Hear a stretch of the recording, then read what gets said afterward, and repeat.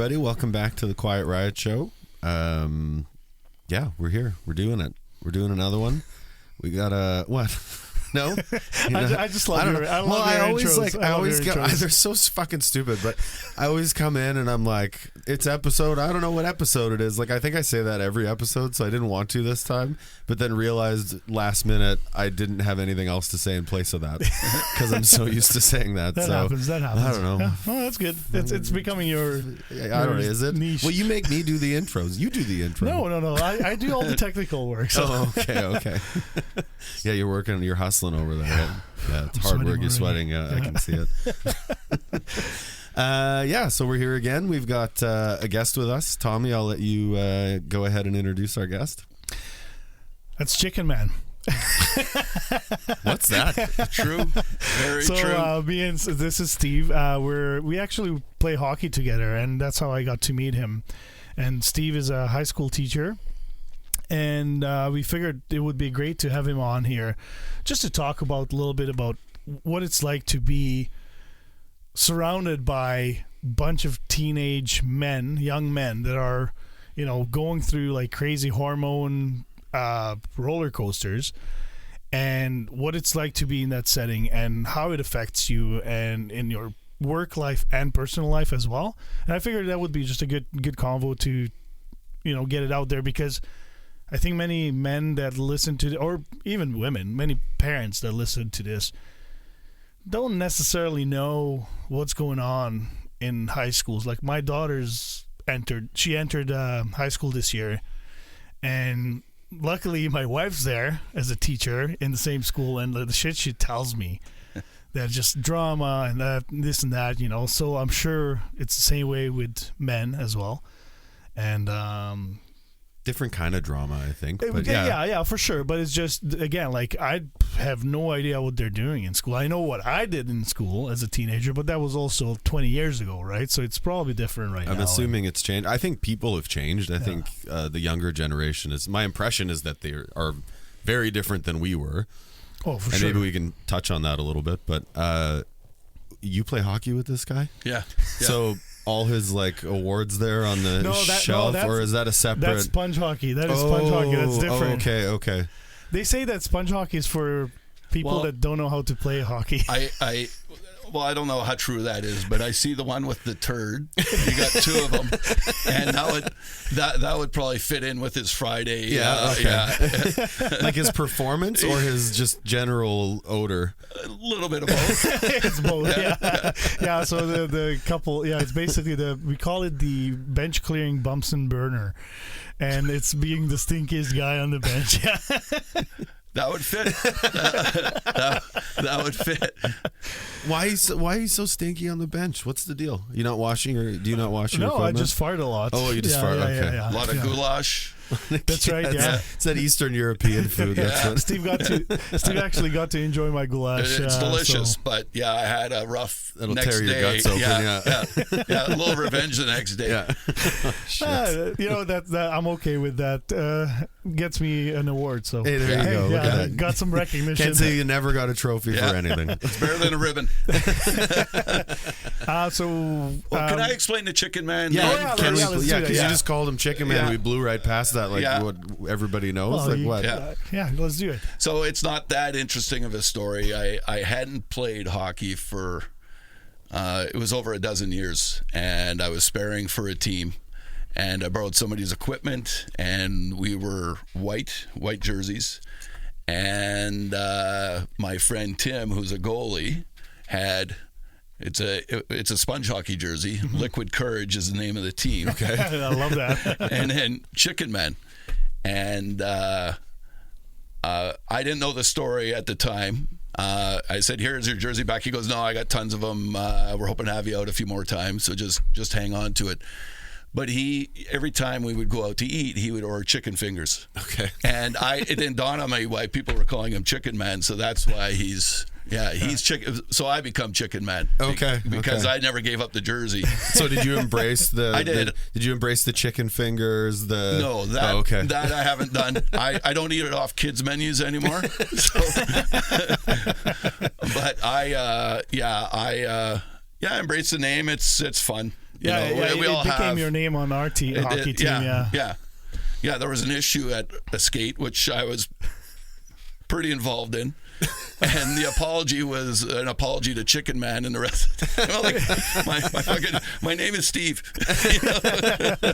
And then once in a while I call him Steven on the ice. That's funny because it gets him going every time. Well, not really. It's just that when I'm in trouble, I get Steven. From my wife. Right? I get Timothy from my mother. My mother always used my full name, not unlike a lot of people, I'm sure, but like my full name, it was like, oh shit, oh crap, oh really? Okay, now I'm in trouble. And it's not Steven, it's Steven. Come on. My mom always used to be, Timothy, use nice words, because I would swear. Yeah, because I have a bit of a potty mouth. Sure. So in my younger years, I just get grounded in trouble, but my older years now, it's Timothy, use nice words. Yeah. Well, coming from your background, that I would be. Did, Mom. Watch your fucking language. So one thing we do on this show is we do a little check-in before the show. Sure. And why don't you explain the check-in, because you're good at it. Number system, 1 to 10. You can use any time period you like. We just try to get a feel of where each other are at. And me and my wife, and now you and your wife, Tommy, and some other friends of mine have embraced this number system thing, and it works super fantastic, well. It works really, really well. It just gives you an immediate gauge on like where somebody's at. Sure. So, Tommy, why don't you go ahead? Sure. So this week, and again, these are pre-recorded, so where it's going to be released, it might not be applicable. But this week has been really shitty for me, and like started out great. Monday, Tuesday was amazing. And then Wednesday, it's just like I hit a wall. And if you had asked me on Wednesday and Thursday, I would have been a 2. Oof. Was like, I was getting like super emotional. I hurt my back, so that was part of it too. That I wasn't like, I started just feeling good after my vasectomy, so started doing things around the house. Then I hurt my back. I couldn't do anything. So again, like feeling the pressure from me asking my wife to do things around the house was, putting a little pressure on me, and just not be able to do things. And I don't really know what else was it, but there was I think there's something else that was going on, which is food related. I was eating shit because of Halloween, and candy was around, and for the 2 weeks prior to that, I cut out all the crap, and I started feeling better, and now it just kind of hit me, I don't know. And then so Thursday, Friday was actually shitty as well, just because I was looking forward to go to hockey, and my back was feeling better. I got to hockey 20 minutes in, I'm like, I couldn't. My back locked up. Oh, really? And I could barely walk for a bit, so walked off, and then went to the locker room, just stretched it out. So I managed to actually take a shower and just go home, and I was beat down.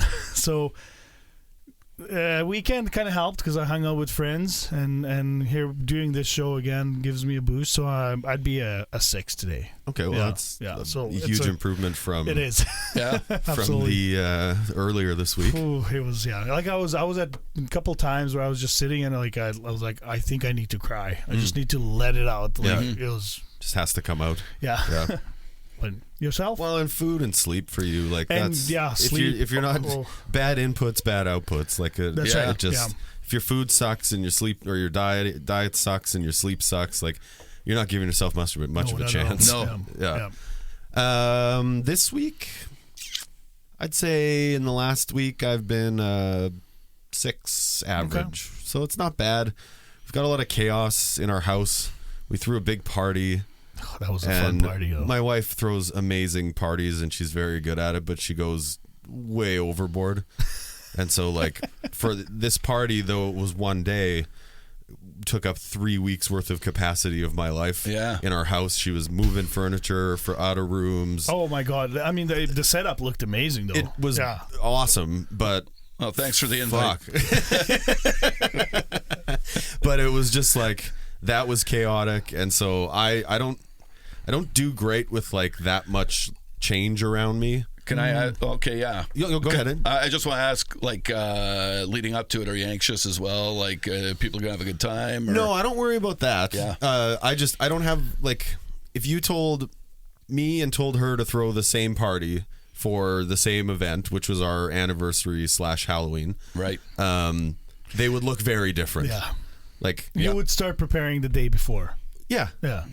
Like I'd do Get the food things. and get booze. Get food, get booze, and people will show up. Yeah. And like, but for her, it's like a whole production, and she's It is. very good at it. And it's Oh, really yeah. cool, and like people enjoyed that part of it. I don't do that. Yep. And so it really imbalances me. And so last week, not this past week, but the week before was pretty tough.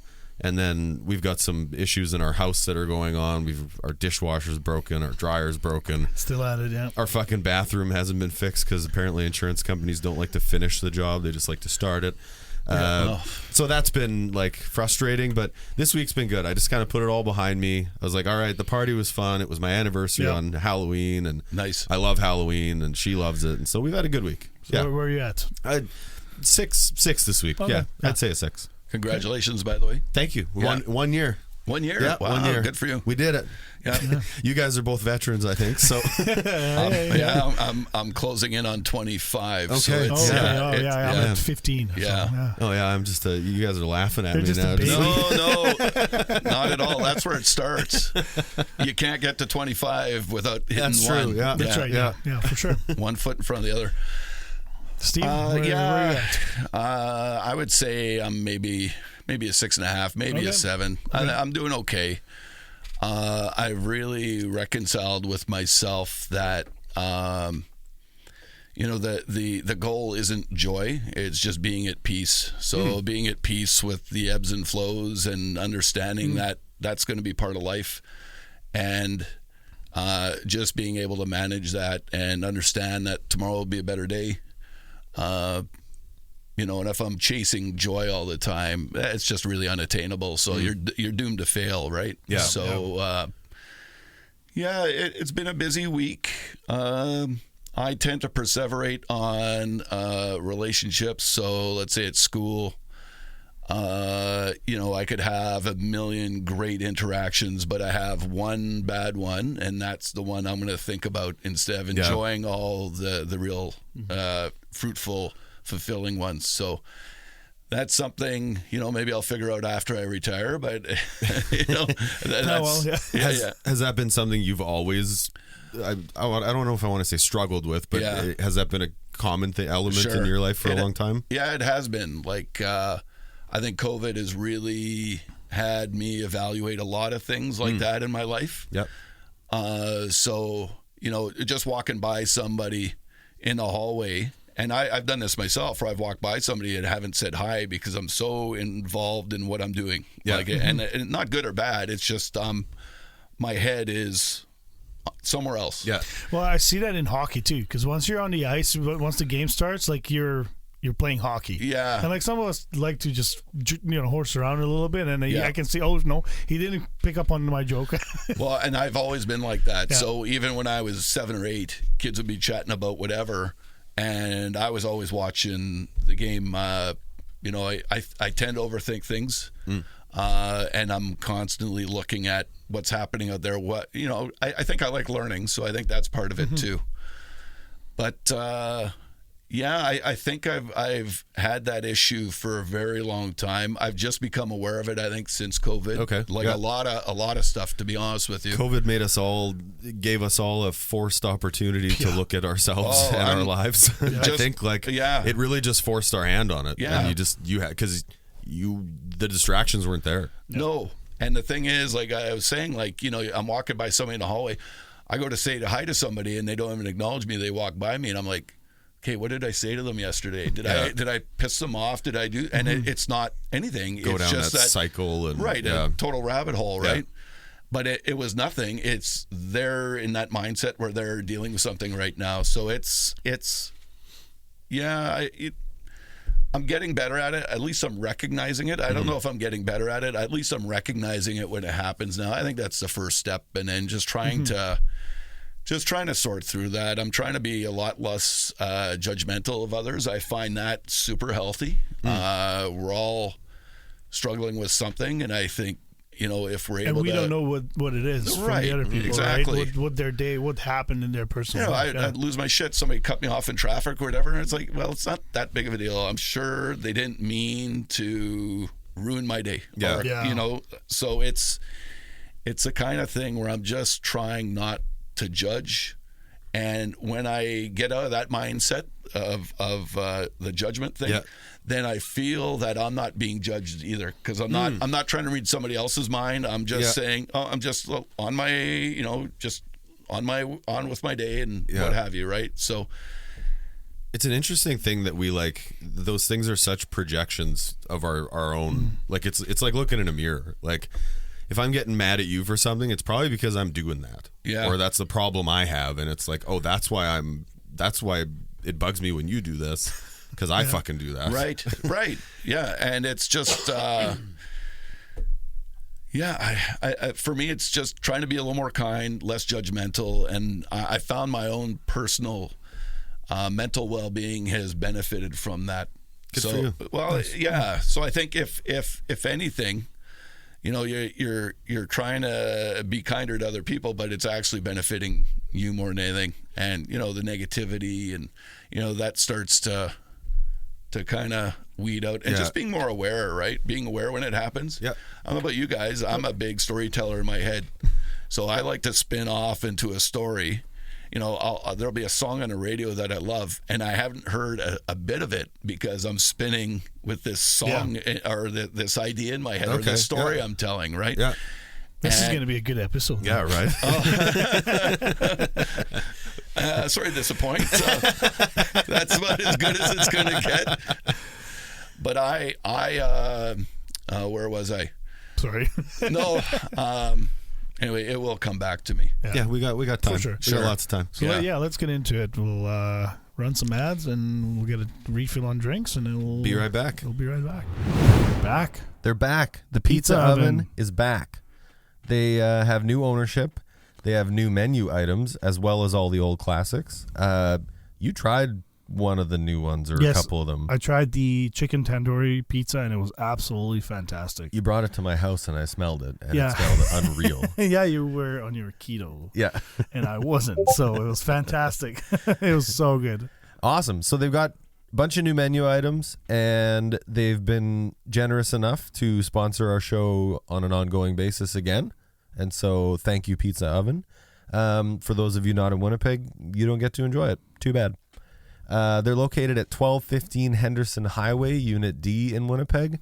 You can give them a call, 204-949-3000. Also, we have a promo code that you can use if you order online through their website, and that is QRS15, QRS15, and you'll get 15% off your Pizza Oven orders. So everybody's still loving the Pizza Oven. Oh, absolutely. I mean, get your pies. And I know they have lots of game day specials as well for the Bombers, the NFL, and the Jets as well. So make sure you guys check them out. Okay, we're back. Yeah, we're back. We did it. We did it. We did the thing. We did the thing. We did the thing. We that call it the thing. allows us to do the thing. Yeah. Ads, right? That's ads, the whole. Yeah, for now. Okay, so you are a high school teacher? Yep. Okay. Yep. And you've been a high school teacher for how many years? 14. Before that, I did middle years for 10. Okay. Yeah. Oh, wow. 10, 11. So you're pretty close to retirement. Yeah. Yeah. Yeah. I could go in 3 years. So, just under 3 years. So That sounds awesome. it does. We'll see. I think we've been very disciplined financially, so I don't think that's going to be the issue.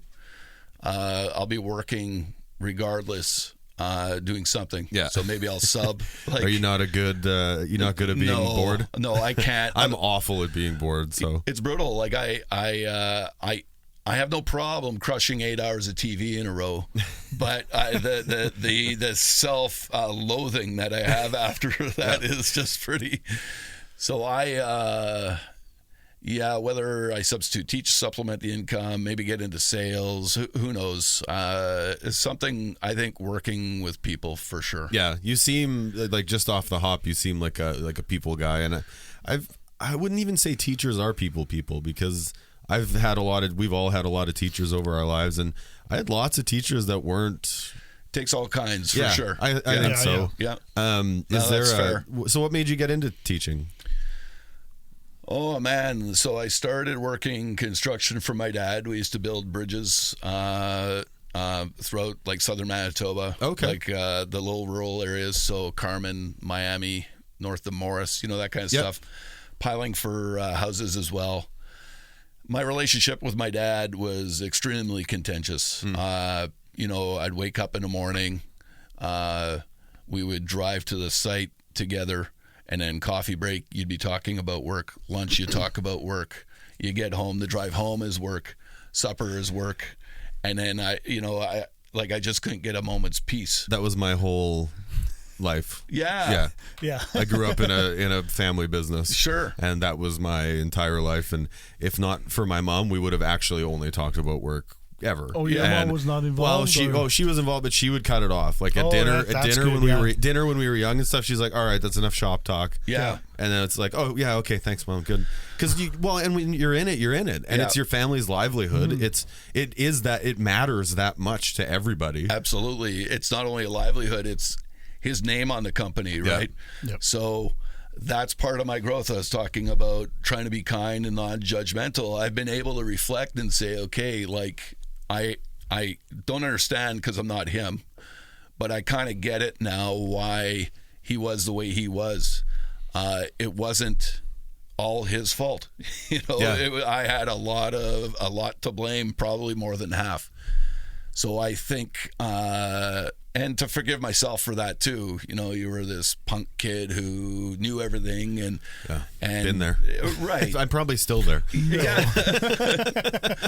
So it's that couldn't continue. My brother took the business over, has done really well. So getting into teaching has been a financial disaster.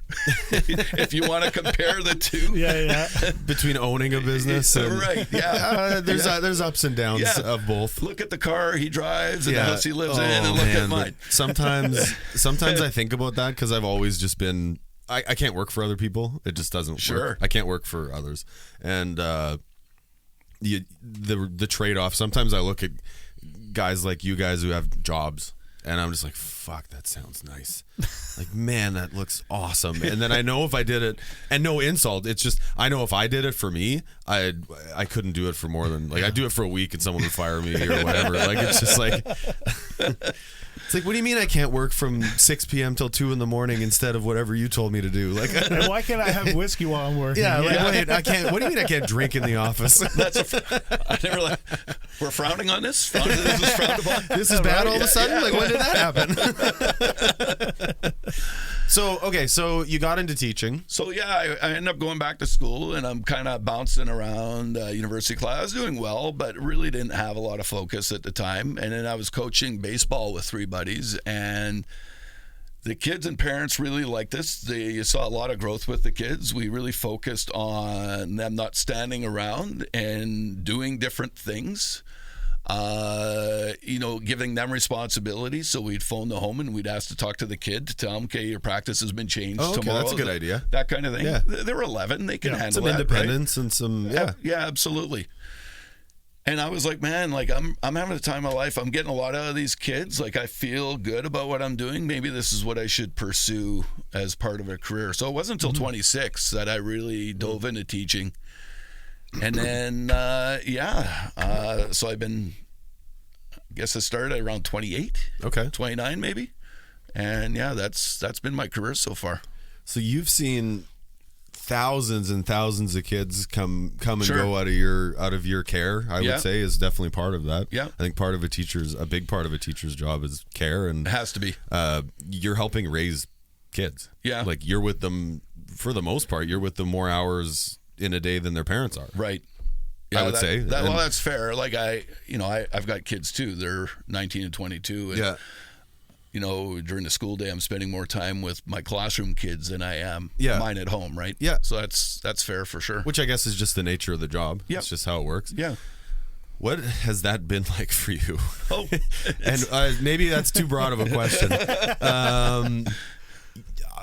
we were talking just before I think we turned the mics on, but like or maybe the mics were on, I don't remember, but I feel like I'm 40. Yeah. I feel like kids have changed from when I was, and maybe this is normal and this is just life stuff, but like I feel like there's been a very dramatic change in the way people are now than there was when I was, let's call it, in grade 10. Yeah. And I think the internet has a lot to do with that. Oh, 100%. Yeah. Just technology overall, and that you've seen that transition happen. You were teaching through that transition. Right. What's your take on that? Well, I think it was in Plato's time they complained about kids too. They said kids are not the same, right? Yeah. So that's kind of an ongoing. Maybe it's just me getting old. I don't know. It's an ongoing thing. Kids are dealing with. So yeah, I would say there's a difference in terms of attention span for sure. I think getting rewarded in that moment from instant gratification is right off the cell phone, I think is a thing. Mm-hmm. I worry about our kids with social media, and I worry about all people actually with social media. Yeah. I think it's just I try to have that conversation with them. It's fake. How many times are you somewhere and you take a selfie, and then you keep taking a selfie? Meanwhile, this event is going on. Well, you're missing out on that experience, and then you post it, and then you check every 3 seconds to see how many likes you have or reactions you have to that, right? And to me, that scares me. It's a bit of a drug. It is for sure. It is a drug. You're addicted. Yeah. And I mean, we all fall victim to it. How many times have you realized after however long it's been, you're like on your phone, and you're just like, holy fuck, it's been 30 minutes. Like, what the hell am I doing? Yeah, no, that's definitely a thing. Listening to instructions, it can be a thing, where they tend to struggle on. I think the thing that is common with kids, myself back then, and with kids today are, there's a certain, there's an amount of kindness there and just, I don't know if kindness is the word, but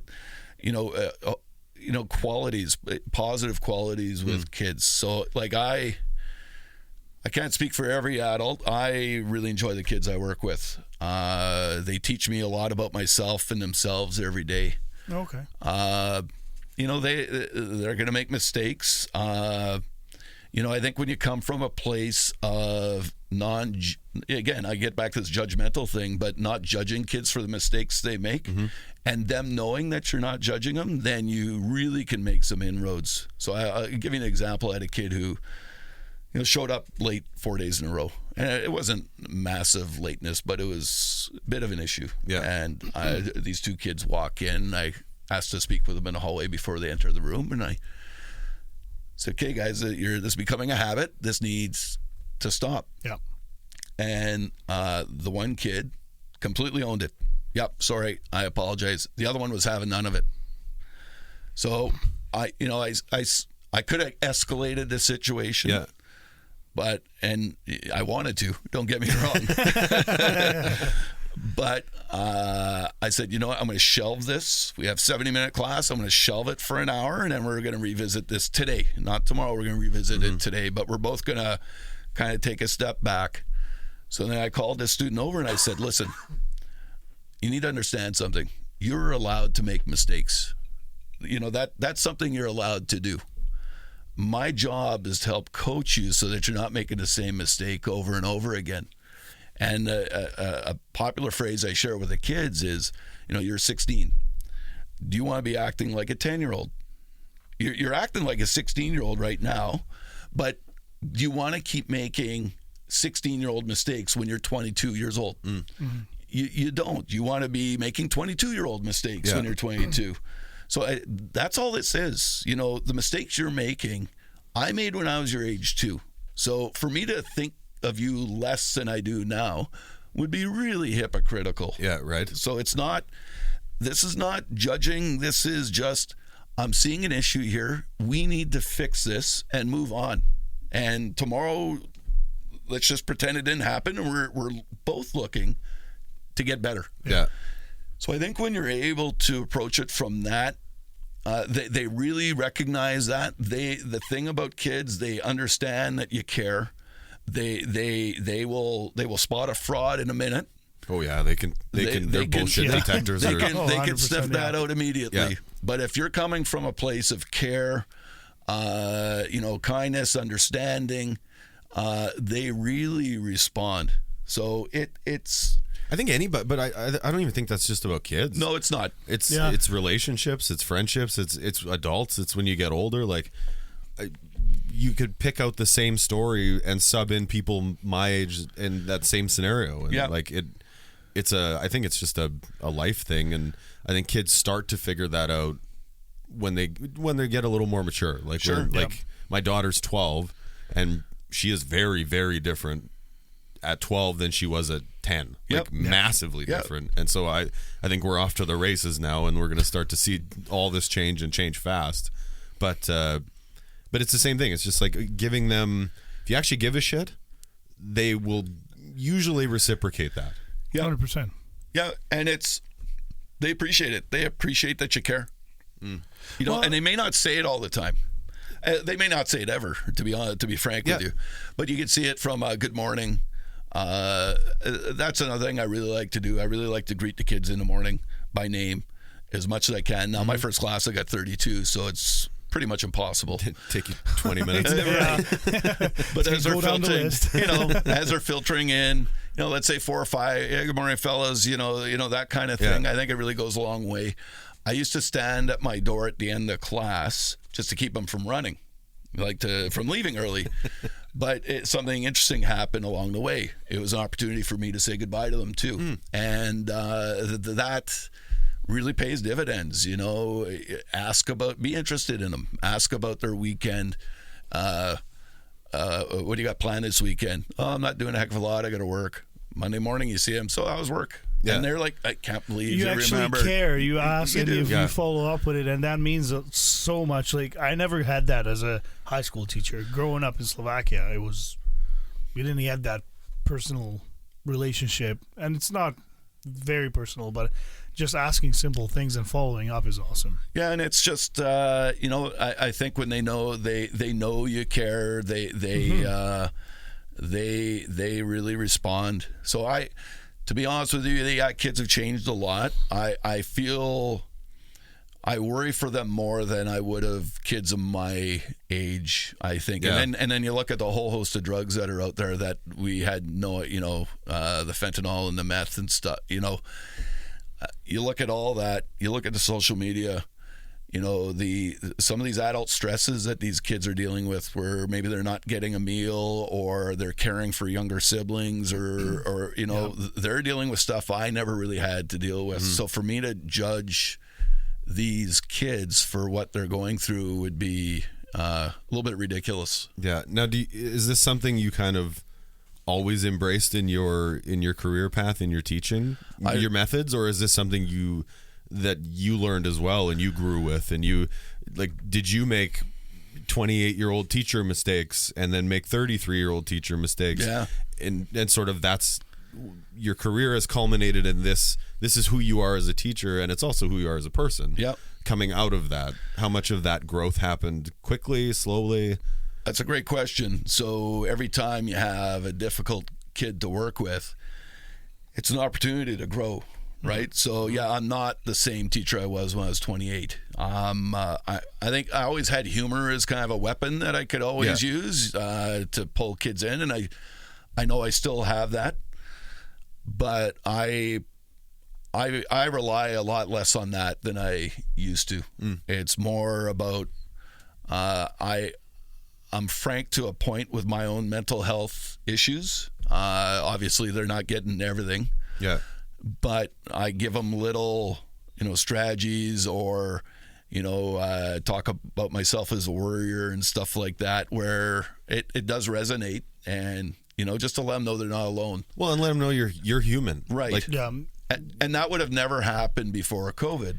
Because I didn't even know myself that I had these issues, right? Yeah. It really made me confront. So, Yeah, it's a great question. I've been growing all the way through. I don't want to get on that other side of that peak where you start not having the energy to care and invest in these guys. So I think that's why, I'm leaning to retiring when the year that I'm due to do so, because I don't want to be just in it just to pad a pension or anything like that. It means too much. It does, for sure. And you give somebody else that opportunity to grow and become a leader in front of a group of kids too, right?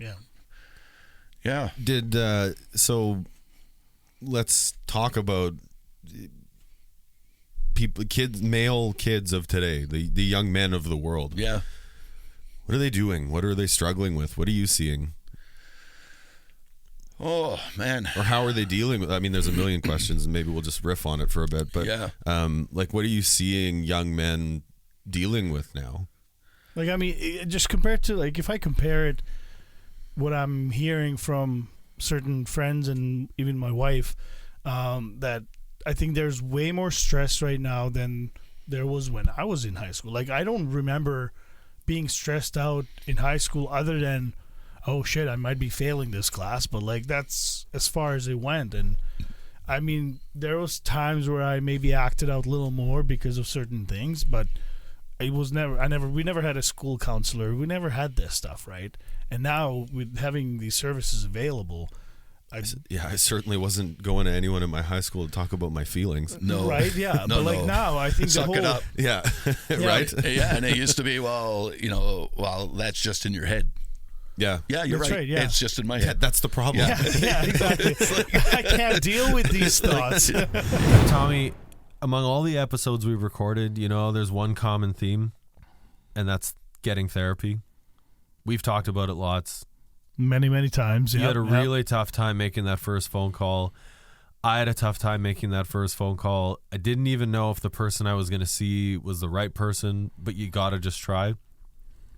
Thank goodness we have a sponsor that makes it way easier now. BetterHelp has an online platform that allows you to fill out a questionnaire. They connect you with a therapist, and you get to communicate with them however you want. So whether that's text messaging, that's emails, that's through their app, that's video chats, you get all those options, and it makes it way less scary to be connected with someone. And if you're not into the person you talk to, they'll sign you another one right away. I've gotten assigned mine already, and I can't wait to use it. Like, by the time you hear this, I will have had my first session, and I'm super pumped to talk about it on the show. Yeah, I'm very excited about it, and like it's very easy to sign up. It took us maybe 5 minutes to sign up, and you answer just simple questions, and next thing you know, you got a message that you will be paired up with a therapist, and within the same day, we got the therapist already, the name and a message from them, and we were able to communicate with them. So it's extremely easy. So please go to BetterHelp.com. Yeah, that's the thing. BetterHelp.com/Quiet Riot Show, and you get to also enjoy 10% off for your first month if you sign up using this link. So again, right here, I'm going to be doing it from here. Yeah, it's BetterHelp. Am I screwing it up? .com/Quiet Riot Show. Yeah, sign up today, and you're not going to regret it, because I'm already enjoying it. Just the fact that we connected with a therapist. Me too, man. Thank you to BetterHelp for supporting this podcast. So what have you, in the mental health aspect in the education system, I'm sure you can speak for our home province of Manitoba, or at least our city, or maybe just your school, I don't know. Have you seen the education system embrace mental health matters and things in that wheelhouse more than ever now? How did it happen? Yeah, I think it's fairly recent. I would say maybe 10 years ago we did suicide, not prevention, but awareness kind of thing. Yep. What are the telltale signs of that kind of stuff? Yep. I know you were talking about men. I think it's something like 3 in 4 suicides are committed by a male. So yeah, we're I don't know. I think there's just an awareness of, a kid. You could see the kid that is out of sorts. Okay, we're gonna approach this a little bit different today. personally, I shared some of my experiences through COVID. I don't know if there's been a super deliberate focus on mental health, to be honest with you. Okay. So there's clubs that have been set up. So, a club for PRISM, so LGBTQ plus, which is a big deal. You're seeing a lot more Indigenous perspectives and thought behind in a really deliberate way in how to deliver curriculum and content. And on a micro level, for me, I have those conversations. So I teach math, which maybe you wouldn't expect a mental health conversation to happen, but I use some of the issues that I've dealt with over the last few years to try and you guys, you're not alone. There's help out there. This is something I've dealt with as well, and I think I could say it because I'm not trying to toot my own horn, but I know the kids like me. So when I talk about that kind of thing, I talk about when COVID hit. So I worry. Yeah. So I worried about, okay, is the economy going to completely tank? Am I going to lose my job? Are my kids going to be taken care of? Is my wife going to lose her job? And then I wouldn't let myself win. So that stuff didn't happen. But now I felt guilty because other people were struggling. And here I am complaining about little me when I have a job, my wife is doing okay, my kids are doing okay. You're healthy, yeah. Yeah, so I really struggled with that. And I had a friend I was talking to, and he says, Steve, that has nothing to do with anything. Your reality is your reality. You're allowed to feel that way. You don't have to explain that to anybody. No, you have to. And if you can't feel that way and face it, then how are you going to help anyone else? Right. So that was super liberating to hear a friend of mine kind of pull me in and say, listen, that's okay. You're allowed to worry. You're allowed to not deal with this as strongly as you thought you could. So it was a real shock to the system that, wow, I'm damaged goods. I thought I had it together, and I clearly don't. So how did the kids react when you shared a little bit of your personal? So I talk, I talk about that. I don't share the fact that I was hyperventilating in bed, and my wife is trying to coax me to sleep or just take care of me, and where I've got the shakes. I could talk about my own path and then share some of that with the kids. So I talked about, I'd be working 14-hour days when we were on lockdown, which was insane. Yeah. And I had a student services teacher. I sent her an email at about 11:30 at night about a kid, and she answered like the next day. And then I got another message from her about 5 minutes later going, Jesus Christ, Steve, what are you doing sending emails at 11:30? Like, shut it off. And I was like, I couldn't. I don't have that. You walk by the kitchen table, and there's your station that you're teaching from, right? Yeah. There was no play, but anything can remind you of that situation. But that was just over and over. I go for water, and it's just like, oh man, I should be taking care of this. Right? I should. That kid sent me a message. So really. Well, and sorry to interrupt, but that just shows that you care about your job, you care about those kids, because if you didn't, then you'd walk by and didn't think of it, right? Right. But there was no life work balance. Yeah. There was none. No, because they were all the same thing. It was absolutely a number of. I worked in essential services. My businesses were always in the essential things, so I got to keep working to some level, but like working at home, like I fucking hate working from home. It's I wouldn't do it. There's so many distractions. As soon as I hate it. As soon as I had the opportunity to go in and sit at my desk and set up a routine, then I was so much happier. So I would wake up at 7 a.m, hit the treadmill, take my shower, eat some breakfast, and that started at home. So that was before we got to go back to school. And then we were told, I think it was in June, okay, we're gonna let you go back to the school, but you gotta stay in your classroom, and you can only use the washroom and go print something, but you couldn't interact. You couldn't interact with people. Yeah. But I could not tell you how great it felt to drive to a destination. To at least do that much. Do that much, absolutely. Sit at my station, print off stuff instead of trying to mark it on a tablet or whatever. Well, and that was the other thing. The division, I had a broken tablet. They wouldn't replace it. So I got this thing scrambling. And I'm like, how am I supposed to, like, sorry, we got none left. I'm like, Yeah. but I need to. You want us to do it this how am I way? supposed to, like, what do you want me to do? It's like driving a car when you got no engine. Yeah. Yeah. So it was, so coming back, we would, so the first year back, we had the physical distancing, right? Kids were 6 feet apart, and you had them for half the time. And the kids were really excited to be back because they were feeling it too. Of course. Yeah. But it wasn't the same, but we had this at least, right? We could see each other and joke around and whatever. And then I don't know what would trigger this, but I would launch into a discussion about mental health. And I would just say, you know what, you guys,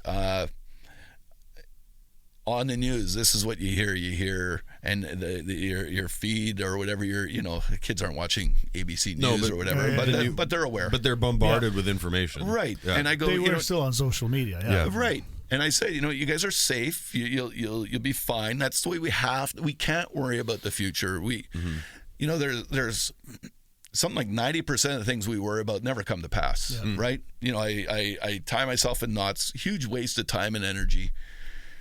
So really trying to focus on living in the now. So you can't worry about the future because who knows what's going to happen. Yep. The past is over. So just learn from it and move on. Don't beat yourself up. Be kind to your mind. Be kind to yourself. So those kinds of conversations I would have. I would talk to them about being in tune with their senses. So my physician he's amazing.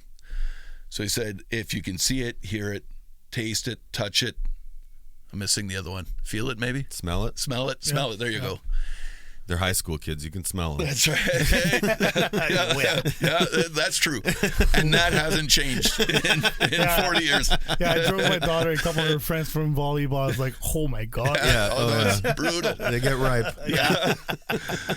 Sorry to interrupt. No. But if you can do those things, then it's real. If you can't, then you're living in an unconscious fake world or reality. It's not there. This thing you're dreading that you have to go do, it's not even going to come to pass. Like chances are it's not even going to come to pass. So try not to worry about it. Focus on your breathing. I know even when I get irritated, I'll go for a walk and feel my steps on the ground. Yeah. So I'm not thinking about anything Just be aware. Just be aware. Be in the moment. Be aware. Yeah. Be conscious. Yeah. Because we live so much of our life in the unconsciousness. We're awake, but we're not there, right? Yeah. So I talked to them about that, just being kind to yourself. And another thing is, you're not your thoughts. We all have these things that we think badly of ourselves or whatever. That's not who you are. Who you are is how you act, how you treat other people in difficult times. That's the person you are. You're that's one of the best learning. And I've done a ton of research on this because I had to. I got to the point where I had to work on myself. Yeah. So I do that. I'll dive head first into that. It's like a project, right? And probably the most important project I've ever worked on in my life. And just talking to kids, you are not your thoughts. You're not who you think you are. When you have those bad thoughts about you, that's not you. Like you, I don't smile every morning at bad people. I'm smiling at you right now when we're talking.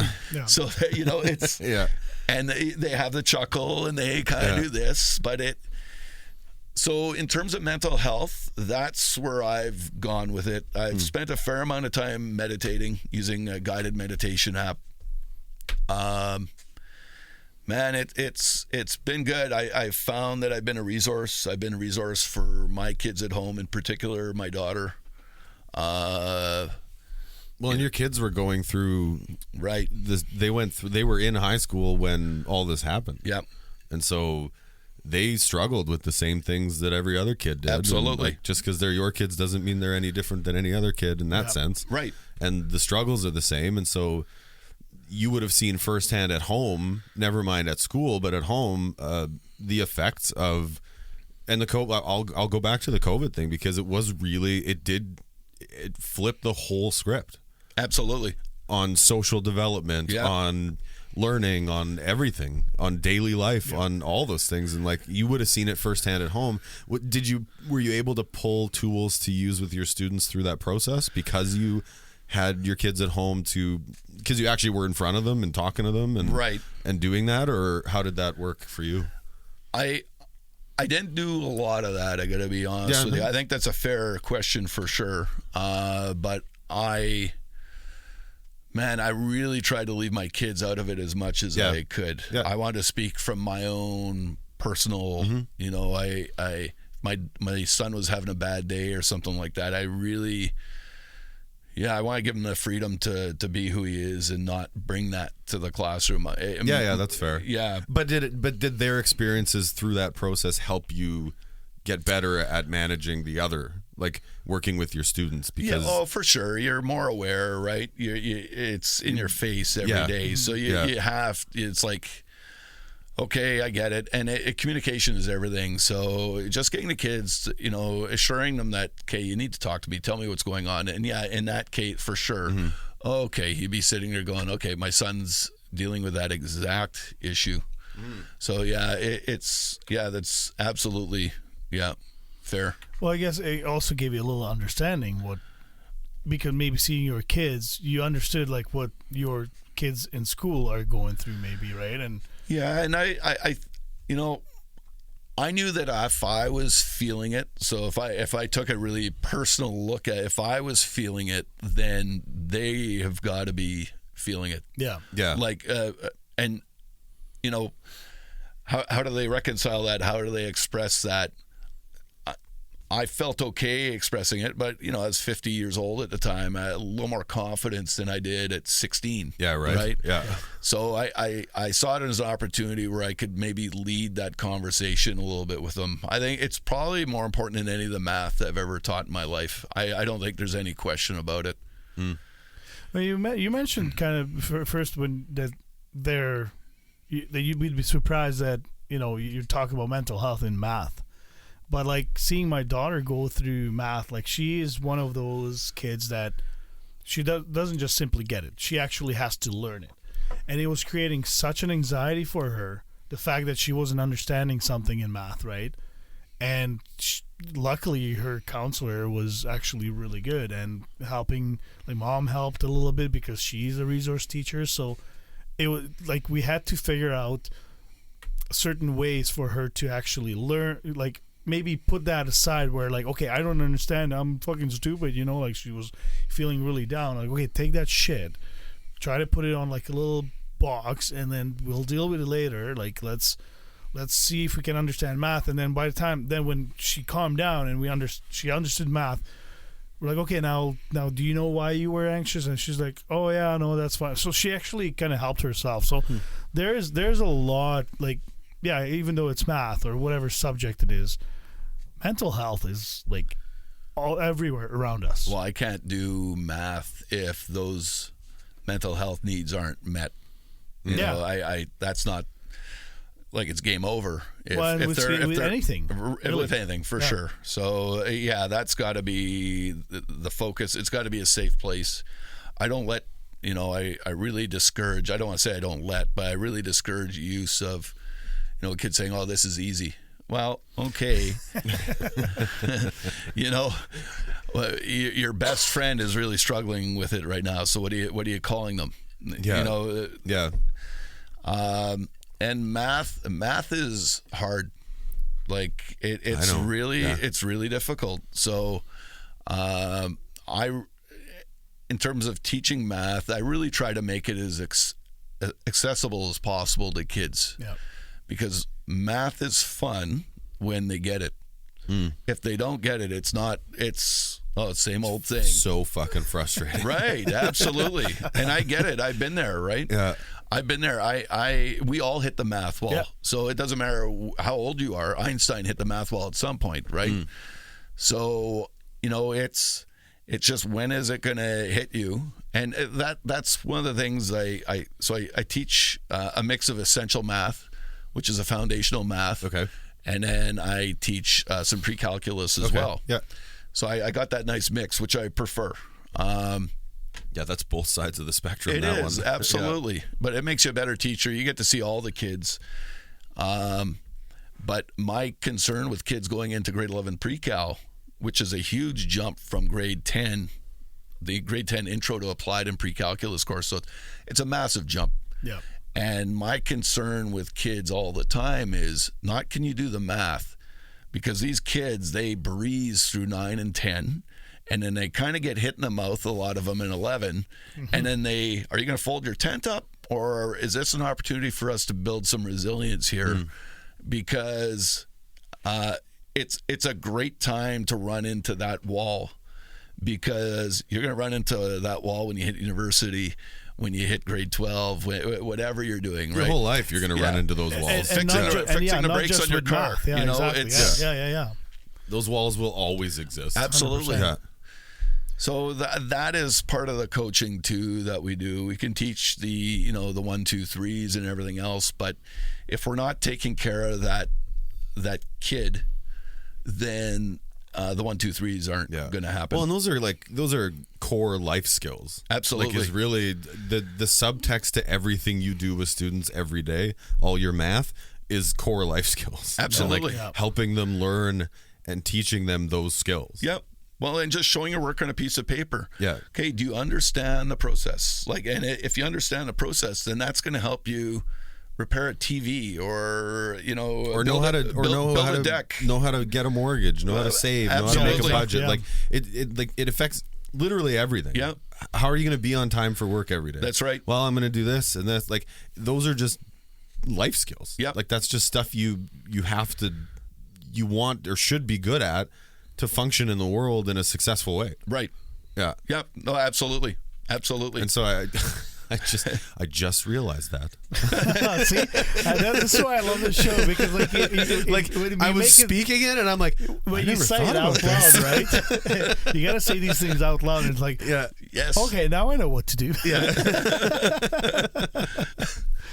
No. Interesting. Yeah. That's I'm sorry. I'm a little bit I'm processing that. Go Yeah, ahead. well, and again, just kind of wanted to He's teaching me shit. elaborate on this a little more. How, Dude, everybody that comes into this room teaches me something every time we do it. I'm Yeah. sure. What an opportunity. Yeah. and it's phenomenal. this is what it's all about, right? Like, we're just here sharing our experiences that, we all at some point go through this shit, but sometimes we don't even know that I dealt with that exact same thing that you did, or somebody that and that's the whole point of this show, is just.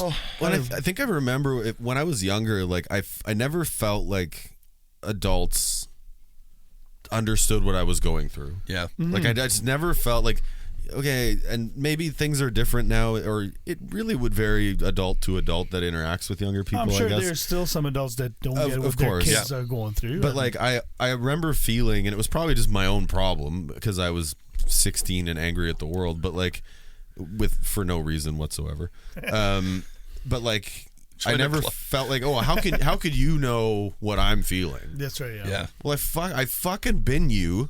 Yeah. Yeah. Yeah. And also I'm listening. So if Yeah. I don't understand it, help me understand it. Yeah. Now, is there you're a teacher, so you have a job. You're responsible to a principal and a school board and an agenda, and not an agenda, but whatever. Yeah. Curriculum and this and that. Is there lines you sort of have to be careful about when interacting with students? Oh, for sure. When it comes to not about math. Yeah, absolutely. So I would say drugs are pretty much a non-starter. Yeah. I don't talk about sex at all. I think that's something I would never cross. I don't like to swear in class. Mm-hmm. I have in the past, but it just carries some impact. I can share a story with you at some point about Off the mics. Off mics or on? I can talk please, on, yeah, no, I can please. talk on. I can talk on mic, but I look at the current events happening in Palestine and Israel. Yeah, that's just a loser for me. Like, where do I? Like, first off, I don't understand enough about it. I don't think anybody really does. And for me to take one side or the other, I'm on the side of people dying. You know, you're destroying lives, and that's pretty much where it begins and ends with me in that kind of thing.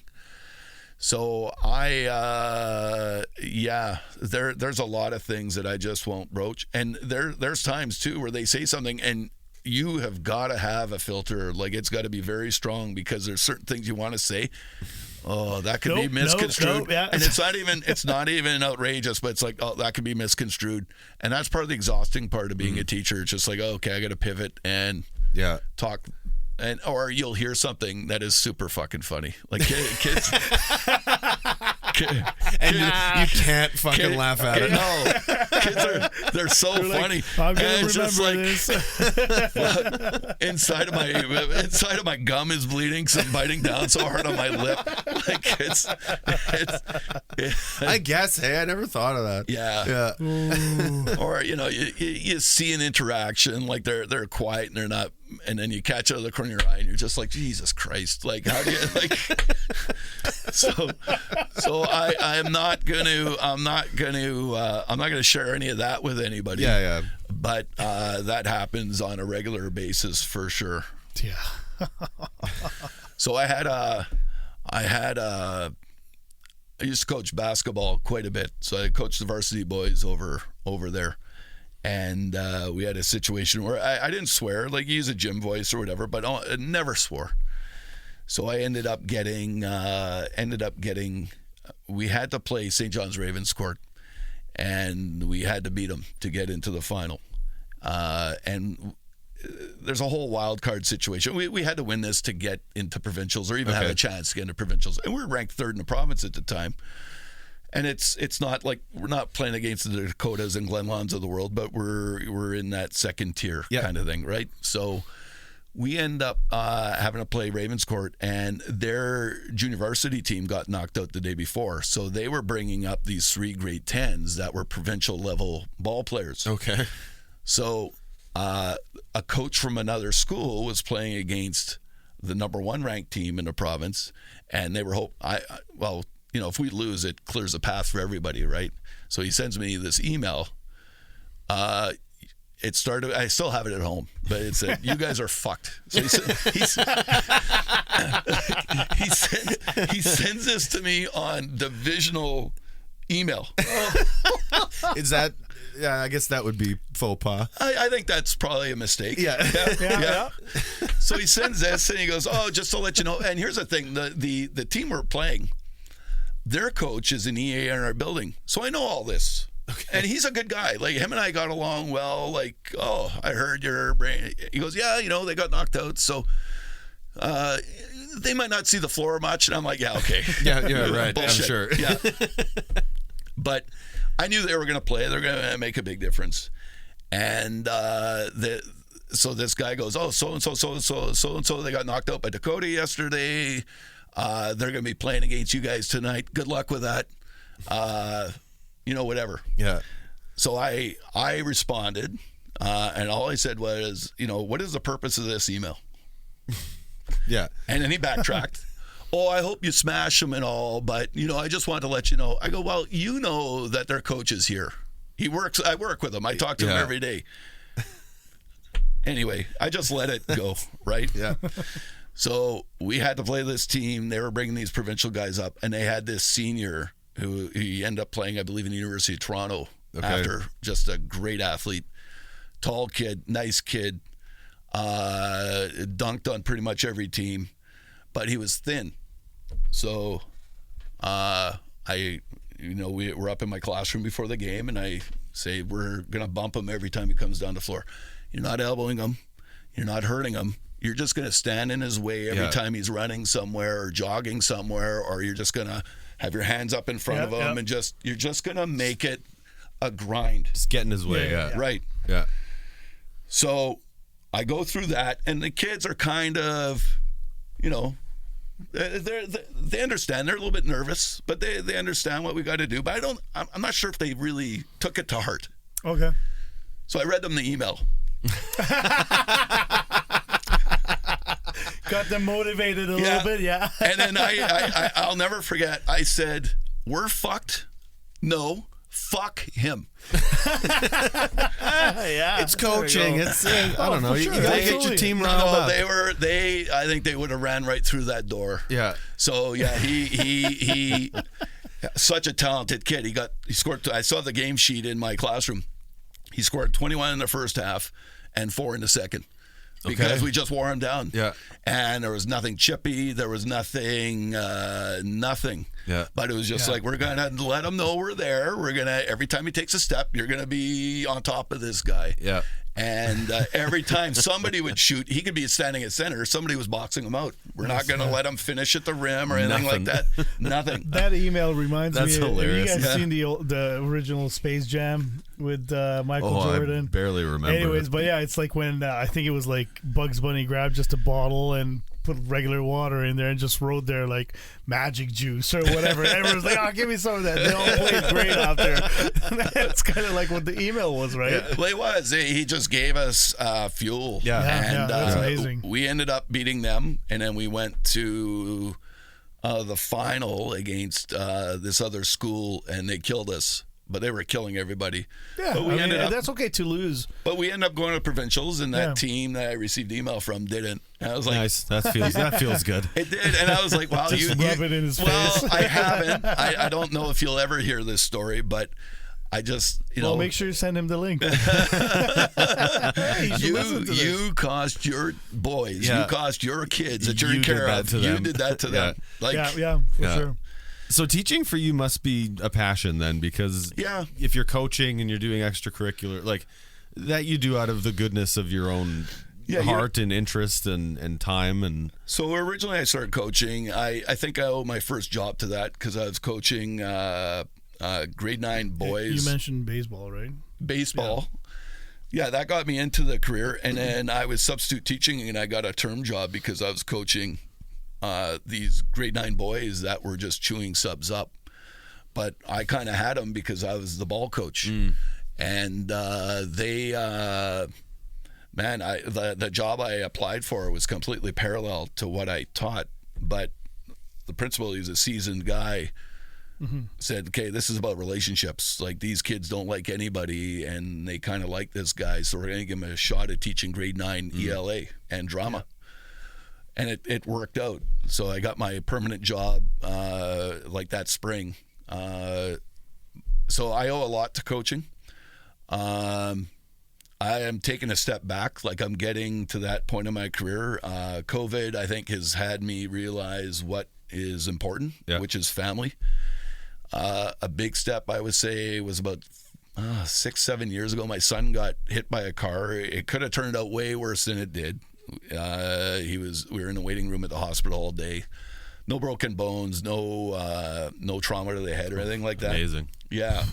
So it was basically, he went across the crosswalk and hit the button, and the button didn't go off, and he didn't look. Oh, yes. And well, he didn't get smoked. Like, thank God it was an older guy for Meals on Wheels. Okay. And he skidded to a stop and hit him, and so thank Christ, older guy, right? Just taking his time. Yeah. So when you think, that was the hard part about that whole situation, was I started thinking, oh, what if it was a 21-year-old kid in a sports car and yada yada, guy in a truck, he's late to the job site. Like, you let your mind go there, you're fucked, right? Oh, 100%, yeah. So that incident helped me step back a little bit, and I think since then in COVID, it's just a gradual clawing back of what I do around the building. Yep. And at this point, like, I'll be the teacher supervisor for games and stuff like that. But I think I'm done the heavy lifting with coaching. Well, you're tapering down. You've Like, done your time, right? Right. Yeah. You've said you're 3 years or so until you're going to make a bigger change, and so whatever that's going to be for you. And a taper down or slowing down makes sense. I think so. Yeah, I think so. I don't see why it wouldn't. No, and coaching, like I'm not overly competitive anymore. So if the kids lose, then I really don't care. Like I get all the kids playing, and I don't know if that jives with. Then they need someone else who's got more fight in them. I think so. Yeah. I think so. It's. Well, and you said earlier about giving someone else an opportunity to exactly have the experience you've had. Yep. And so I think that's the same thing with coaching, right? And there'll be a time, I'm sure, where I'm going to sit on a bench and just be an assistant or help out and chime in when they need whatever. But I have with Happy, we coached 2 years ago, and he took the lead, and I was happy just kind of taking a step back and let him run the team and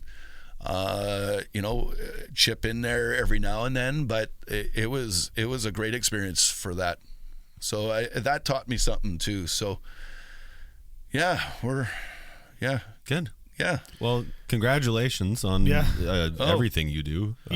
There's so many great little nuggets of info you've given us through this episode. Like, I've got 6 things I'm going to be thinking about for the next 6 weeks. Like, well, I didn't come up with any of this stuff. So full disclosure, I'm probably the biggest thief. You didn't have to. No, and it's just you learn something by reading and or just reading up on it, just studying it, and then you try to use that towards your life, right? And if it helps you, and I think that's the whole point of us sharing these ideas, because there's somebody out there that will listen to this episode and will take it away something, just like you and I did from this episode. I do from every episode, and 100%. This one no different. So thank you for sharing that. I really do appreciate that, and it means a lot to us, and it means a lot to our listeners, and I hope it means something to you. And I mean, you said before we started that you like what we're doing here, and I mean, obviously, if you didn't, you wouldn't be sitting there. Right. So thanks for doing that. I want to thank Tommy for making me his 5th round pick today.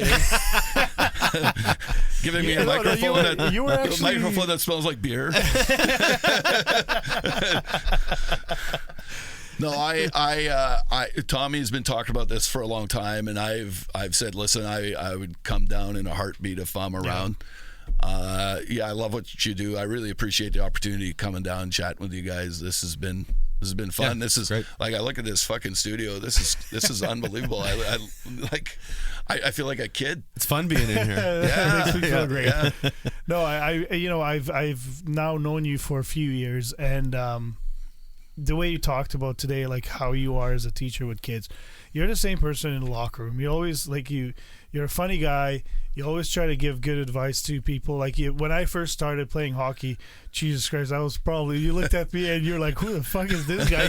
Can barely skate, And then every time, like, you guys do push me, and I kind of told you too, like, don't hold back, right? And you would tell me, like, hey, today you did really good. You were in right position, and so you've helped me, like, become a better skater. You and along the other guys, which are also teachers, some of them. Well, and the thing is that so I really appreciate that. Well, no problem. If we didn't care, and this is another thing, you call a kid out on some behavior. Like, if I didn't care, we wouldn't be having this fucking conversation, right? Yeah. So for you, like, you're an amazing guy. And I know that well, okay, that's his experience. Don't make me take it back. Okay. Don't make us unpack that. The two of us here. Right. But like my experience with the people trying new things is that if they're better at it, they're going to enjoy it more. That's all it's about. Is like you have an opportunity because. I don't know. For years I thought you were a soccer player because you're able to understand spacing and moving without the puck and stuff like that. Even when you were just beginning to learn how to skate, you always had that. Yeah. But so anything I could pass along. Sometimes my tact isn't the greatest, so that's gotta. But No, so as a little. Oh, get the hell out of here! Really? We got a little Quiet Riot show mug for you. Oh, thank you guys. That's awesome. Take it home. I appreciate it. You can take it to school maybe and drink your coffee out of it. And when the kids be like, "Hey, what is that?" Don't listen to this show. And then they'll all go and listen to it. Yeah. Well, you'll have fans for the next generation. That's right. Yeah, sure. Well, thanks again for being here. Oh, don't mention it. Everybody. We will post our normal things about where to get a hold of us. You can get us on Instagram, Gmail. Send us your stories, comments, questions, anything you like. We love to hear. We have our own experiences with this show every time we do it, and we love to hear 100%. Other people's too. And so feel free to reach out to us anytime you want. And thanks for listening. Yeah, send us an email at quietriot@gmail.com. Follow us on Instagram at quietriot.show. Yeah, like Tim said, send us an email. Those are the two spots you can reach us at, and even direct message. We've reached out to a few people. And anything, anytime. Yeah, thank awesome. you. Thanks, guys. Oh, and rate our show. Oh, jeez, you're doing that. You're cutting that out, right? Nope. Go fuck yourself. All Quiet Riot Show episodes have been recorded and produced by SuverMedia. If you think you have an idea for a podcast but don't have the space or proper equipment, please visit SuverMedia.com for more information. We hope you enjoyed this episode, and if you did, please hit the follow button and leave us a review if the platform you are listening on allows you to do so.